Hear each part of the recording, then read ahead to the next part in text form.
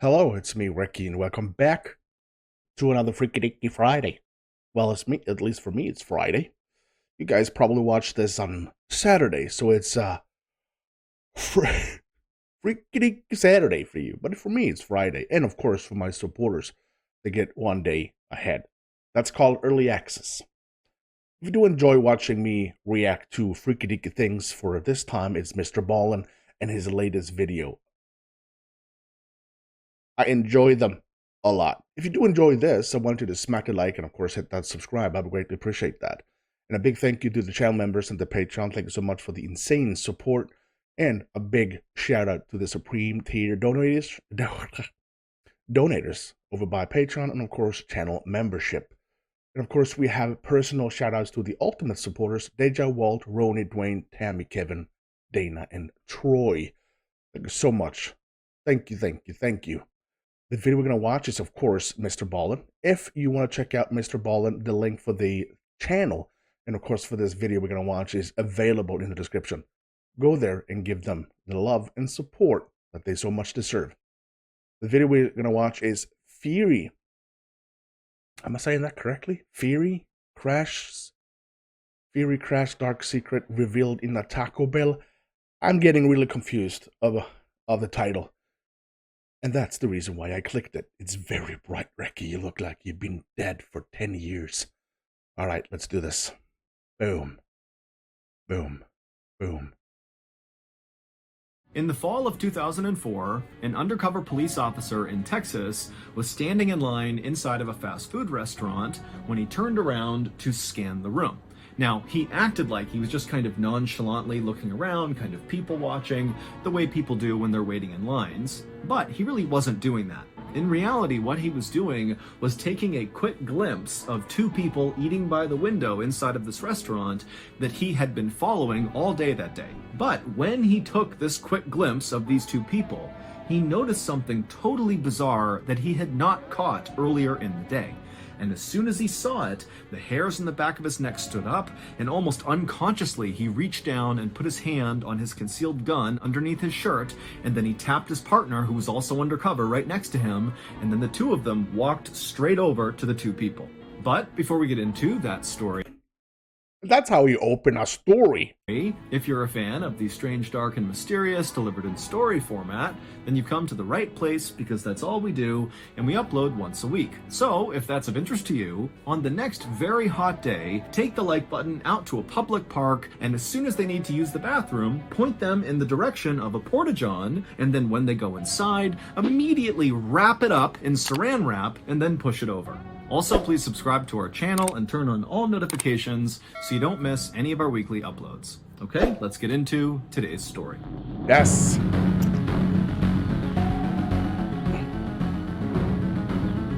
Super loud.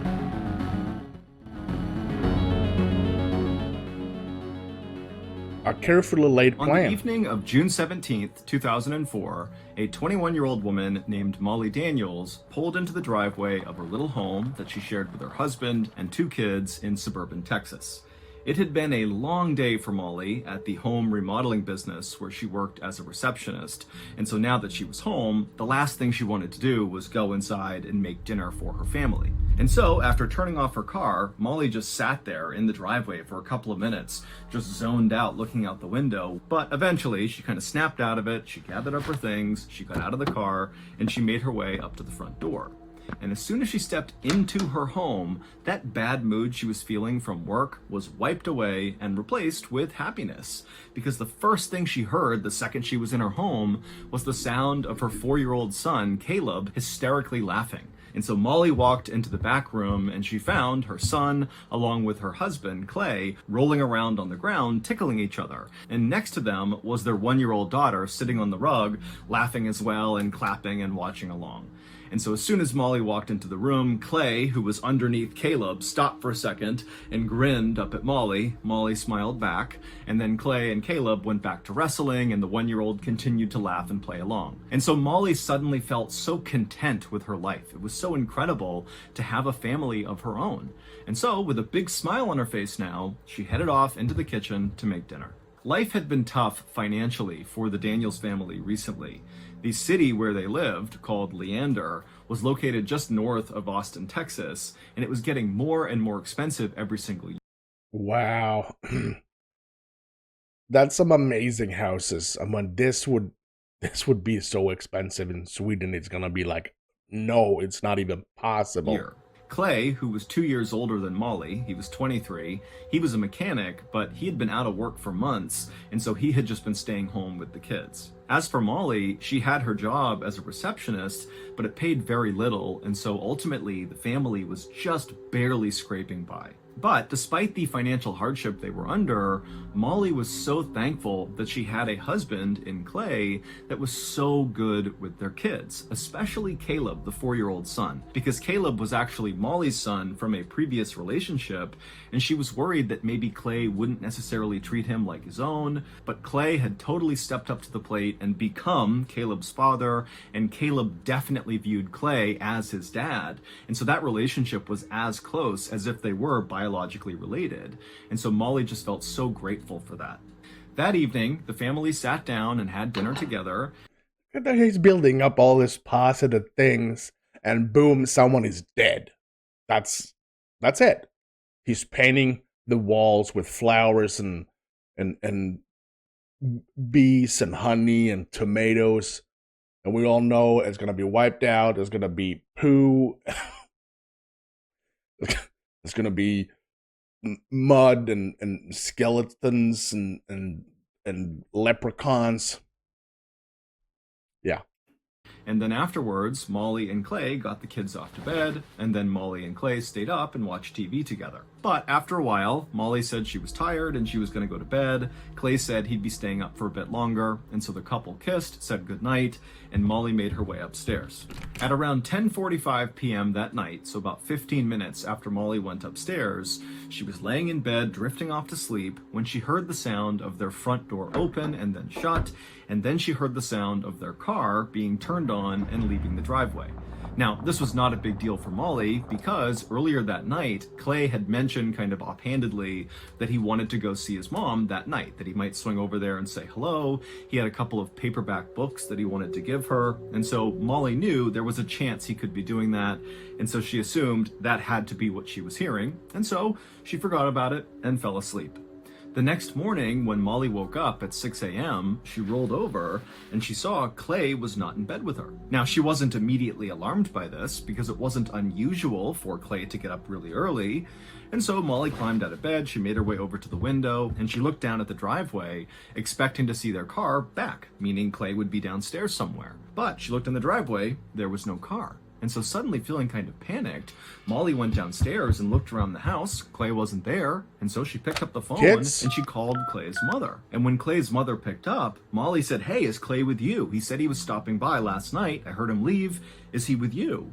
And Clay's mother would say, "No, he's not here. And in fact, I didn't even know he was going to be stopping by last night. I haven't heard from him." The drive from Molly and Clay's house to Clay's mother's house was 40 miles of twisting, fairly dangerous highway. Now, Clay regularly made this trip to and from his mother's house, and so Molly was never that worried about him going on this 40-mile stretch. But suddenly, without saying it, both Molly and Clay's mother were thinking the same thing. Did Clay get into a car accident last night on the drive to his mother's house?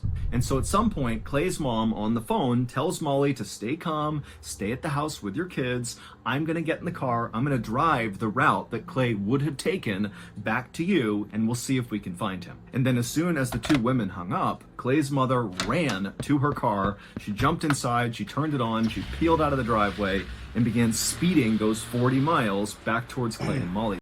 Wow, shit's gonna hit the fan now. I'm just saying, that's what I'm talking about. Painting up painting a wall, and that now it's gonna turn into a complete shitstorm. House. And she had only gotten about halfway along this trip when up ahead she saw all these flashing blue and white lights. She saw crime scene tape across the whole road. This was a section of the highway that was heavily forested on either side, and she could see traffic was backed up very far on the other end and as well on her side. And so of course Clay's mother is thinking, this is my son, he's been in an accident right here. And so she pulls over to the side of the road, she throws it in park, she gets out and runs to the nearest police officer and begins frantically asking them, what's happened here, what's happened? And as she's talking to the officer, she notices behind him there's all this smoke coming up from the forest. There's a fire down in the forest. And so she's craning her neck to look down and see what it is. And the officer tried to stop her, but finally she pushed past him and she looked and she saw there was a car on fire that clearly had flown off the road. And so in a total panic, she begins asking the officer, do you know who it is? Is it my son? Is it Clay? The officer told her to please calm down. We have no idea whose car this is. We're trying to figure it out. The fire department hasn't even put the fire out yet. We don't know enough to tell you anything. But at this point, Clay's mother could not wait any longer for answers. And so she turned around, she ran back to her car, she hopped in it, and she made her way around this big police barricade and sped the rest of the way to Clay and Molly's house. And there, she picked up Molly, she drove her back, and when they got there, both women are totally hysterical, but they run right up to the police tape, and they look down in the direction of where this fire had been, which now had been put out. There was just smoke coming off of this car frame that had been totally burned out. And immediately, when Molly looked down there, she recognized the car. Or I should say, she recognized the shape of the car, because the fire had totally eviscerated the car. But Molly, she was seeing the frame was about the right size, and she was seeing that strewn around this burned out car were all these paperback books that had been burned up partially in this fire. And she knew that Clay had likely been on his way to his mother's house with all these paperback books inside of the vehicle. And so she knew this had to be Clay. And at the same time that Molly is having this horrible realization, the fire department down below was able to actually get into the burned out vehicle. They opened up the door and they found right away there was a body in the driver's seat. And so between the size of the body, all the paperback books that Molly said, you know, that would be something Clay would have, along with several other personal effects that were found inside of the car, like Clay's prized Harley-Davidson pin that he always wore in his hat, it was obvious that this was Clay. When word spread about Clay's death, maybe he's faking it. I don't know. I feel like, did he actually kill himself? Was it suicide? Was it not him in the car? Is it someone in the trunk? Molly's neighbors and friends in Leander jumped into action. People loved Molly in Leander. She was this very sweet, very kind woman who was a little bit socially awkward, but they had found ever since she had married Clay, she had really found some more confidence and just seemed happier. And so it was totally devastating to see Clay be pulled from her life like that. And so very quickly, the community in Leander raised $1,000 and they gave it to Molly and her kids. And then also neighbors began dropping off food and stocking their fridge with groceries. And even though Molly couldn't even eat, she was so grief-stricken from the loss of Clay, she still very much appreciated the effort that people were making to comfort her. But as the community rallied around Molly and her kids to get them through this difficult time, the police were starting to ask some questions about how exactly this crash that had killed Clay actually happened. Because there were some oddities about the scene of the accident.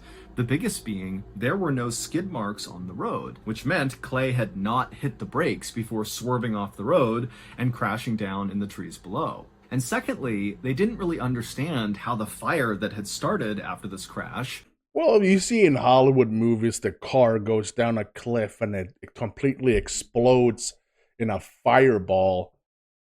That is not correct. I mean, it's going to take a lot for a vehicle to explode when it impacts something. So that's kind of weird. Was it set on fire?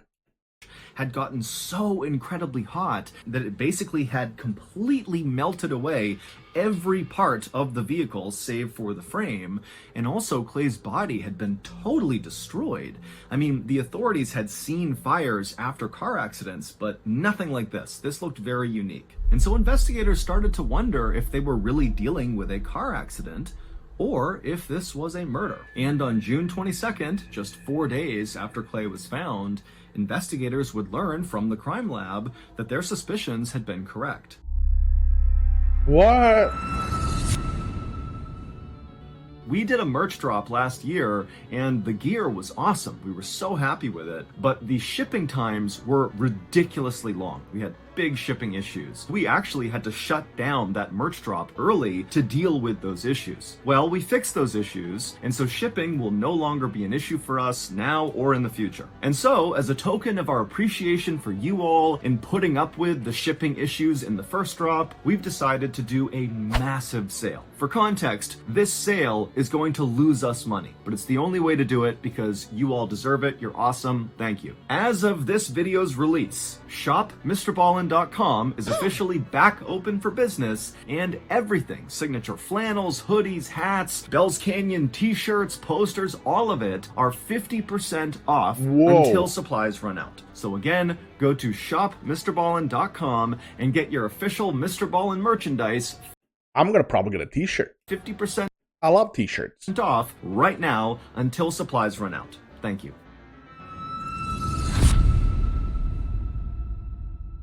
It would turn out there was lighter fluid found all over the front seat of the car, so that was the reason the fire had gotten so big. And then during the autopsy, Clay's lungs showed that he had not ever inhaled any soot, meaning he was dead when the fire started. And so very likely, Clay was murdered and the car accident was staged. And interestingly, when word started to get out in town that Clay's death seemed suspicious and that maybe he was murdered, it turned out nobody was surprised. Because even though Molly adored Clay and thought he was a great father, Clay was an a-hole. most other people in Leander hated him. He was known around town to be this totally short-tempered guy who would just pick fights with people out of the blue. In fact, at Clay's own funeral, his literal best friend stood up to eulogize him, and during this, he said, "I think honestly, the world is a better place without Clay."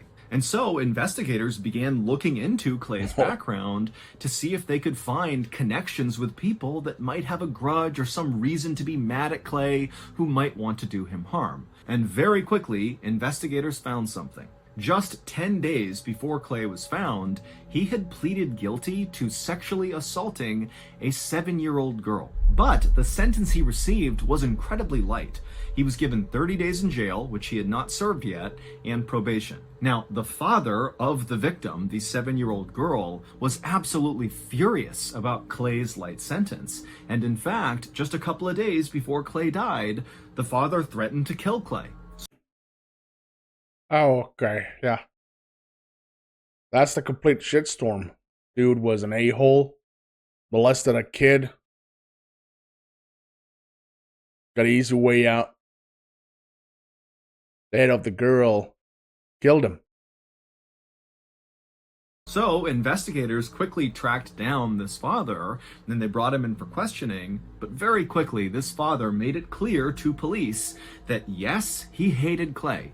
Yes, he had threatened to kill Clay, but no, he had nothing to do with what happened to Clay. And the father had an alibi to back that up. And so after confirming his alibi, the police somewhat reluctantly allowed the father to leave, even though to a lot of them, he just really seemed like the slam dunk primary suspect, but he couldn't have been. And so with him out of the picture, the police were kind of back to the drawing board. And so they decided they would actually go talk to Molly and see if maybe she could shed some light on who else might have wanted to hurt Clay. Now, in their previous conversations with Molly, police found her to be incredibly polite and also at the same time very, very upset about the death of her husband. But this time, when investigators showed up at Molly's house and she brought them into her kitchen where they sat down to talk, it was like the police got a totally different Molly. And it happened as soon as they asked her, hey, who do you think could have hurt your husband? It was like Molly suddenly became impatient. She didn't have time for these questions. Oh my God. And finally, she just said, you know what? I think Clay was depressed because he had that prison sentence that was coming up that he didn't want to serve. And so probably he just killed himself. I think that's what happened. And so now I need you guys to leave. And so the officers didn't make a fuss. They didn't fight Molly on this. They just got up, they left. But once they were back out in their car, they looked at each other and they both agreed that Molly's behavior was very suspicious, and it made them think, maybe she actually knows more about what happened to Clay and she's kind of trying to cover it up and make the police go away. And over the next couple of weeks, as police began investigating Molly, they discovered quite a bit of evidence that made them even more suspicious of her. For one thing, there was Clay's $110,000 life insurance policy that Molly was entitled to, and Molly had apparently been calling the insurance company nearly non-stop every day, trying to get them to wire that payment as soon as possible. And Molly apparently was telling people in town how excited she was about getting that money. Also, police learned— Oh my God, this is so. If you should do this, you can't. Oh wow, people are stupid. After talking to Molly's neighbors that Molly was starting to date again already, just 3 weeks after her husband has died. She's out there on the dating scene, even bringing home one of her boyfriends and having him live with her 2 kids. And according to Molly's babysitter, this new boyfriend that was coming into the house was really upsetting Caleb, the 4-year-old, who had been so close with Clay. The babysitter would say that Caleb, who normally was a very mellow child back when Clay was still alive, was now very violent and emotional, and periodically he would just stop, look up into the sky, and scream, "I love you, Daddy!" But when the babysitter brought this up to Molly and said, "Really, you should get your son some help here," Molly got angry and said Caleb was fine, it was none of her business, and then she slammed the door on the babysitter. But despite how suspicious Molly now seemed, there wasn't any real evidence that actually linked her to Clay's death. And so finally, in the fall of 2004, so several months after Clay's death,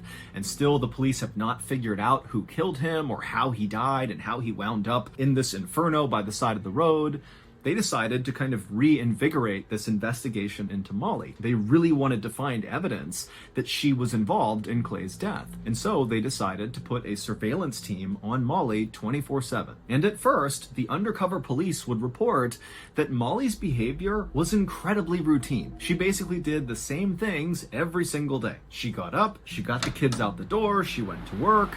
Afterwards, she picked her kids up from the babysitter, she went home, she fed her kids, and then they all went to bed, and they did it all again the next day. The only deviation from her schedule was periodically she would go out after work to run some errands, like go to the grocery store. But then on December 3rd, so 6 months after Clay was found, Molly would finally break her routine. On that day, Molly, on her way home from work, made a pit stop in this parking lot near several local stores. So she parked her car, she got out, but then instead of walking into one of these stores to run an errand or something, she walked to a dark-colored Mustang that was parked in the parking lot as well, and a guy was driving it. This guy the cop didn't recognize, with dark hair. Molly walked up to him and began talking.